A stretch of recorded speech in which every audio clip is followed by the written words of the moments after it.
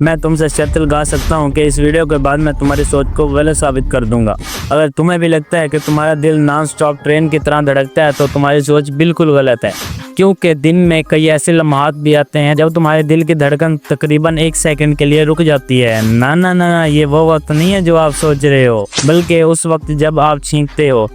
इस अमल को Uyghur response कहा जाता है। जब तुम जोर से छींकते हो तो तुम्हारे सीने पर अचानक दबाव बढ़ जाता है, जिसकी वजह से दिल की धड़कन तकरीबन 1 सेकंड के लिए रुक जाती है। ये अमल इतना तेज होता है कि तुम्हें महसूस ही नहीं होता और तुम्हारा जिस्म खुद ही इसे संभाल लेता है। ये होना बहुत जरूरी है ताकि आपका सिस्टम रीसेट हो सके, मतलब रिस्टार्ट हो सके।